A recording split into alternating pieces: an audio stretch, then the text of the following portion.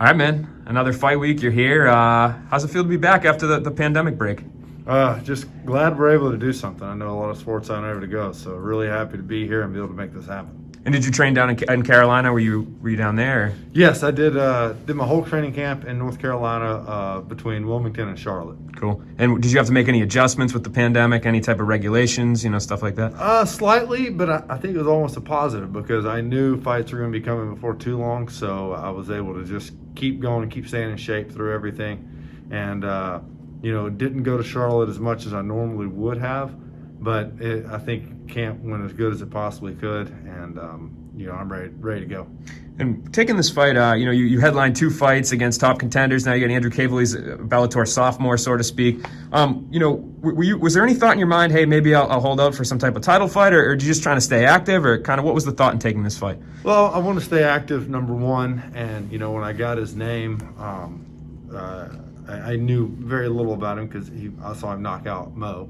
And then looking him up, he's been around for a while. He's had a lot of fights. We've had the same number of fights. So, he's seasoned in there, and I don't expect him to be like a new guy. I expect him to be a veteran. Yeah, and were you impressed what you saw? Obviously, his record, I don't think, tells the whole story, so to speak, in terms of wins and losses. He's got a lot of wins in a row, and that Mo fight, were you impressed with that? Was that something that... Yeah, obviously he's got power. He did that on one foot, so I think that's something to be aware of.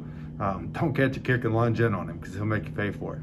But, I think, looking it up, he's fought some tough guys, and he's been on a good run here, and I think he was the guy for a long time that right when it was time to go to the next level, he would take a loss, and he's not that guy anymore.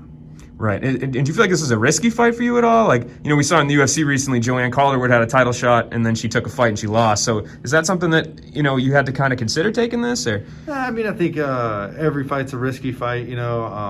I'm here to fight and to stay active. So whoever they want to put against me, I'm not going to complain about. I'm happy to be here. Yep. And stylistically, can you just break them down a little bit? Obviously, you don't have to give away your game plan or anything, but what should the fans, when you play it out in your head, what do you think they're going to see on Friday? Well, I think, when you look just in the beginning, you look at him and go, okay, he's a striker, he's a kickboxer, we see a lot of those. But then if you look at his other fights, he's not just a striker and a kickboxer. He's really good on the ground. He's good off his back, good on top. He's got a lot of rear naked choke wins. But the thing I'm most impressed about him is he wins from a lot of positions. So he's a dangerous guy everywhere, and I'm going to be ready for that. I'm a dangerous guy everywhere. Yeah, no doubt, man. And do you feel like this really solidifies you as the next contender at 185 pounds? Do you feel like this kind of puts the cherry on top of the sundae, or do you think you might have to fight again after this before the title? I sure hope it does, but I want that title shot. Obviously, I want, especially now that it's vacant. I think I should be one of the top 2, but.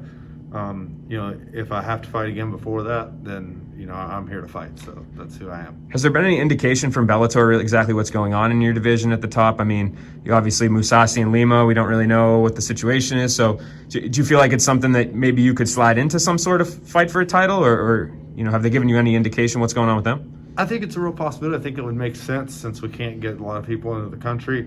I don't have anything for sure. I'm obviously hoping that me and Lima can fight for the title soon, but there's really nothing been said about it. And any type of final prediction, how do you get it done on Friday? I hope to get out of there as early as possible, but he's a guy that fights well, like I said, from all positions. So I expect him to be game, and if it goes to the 3rd round, he's going to be a game in the 3rd round. But I'd like to get him out of there in the 2nd, and that's what I think will happen. Good luck, man. Appreciate the time. Thank you.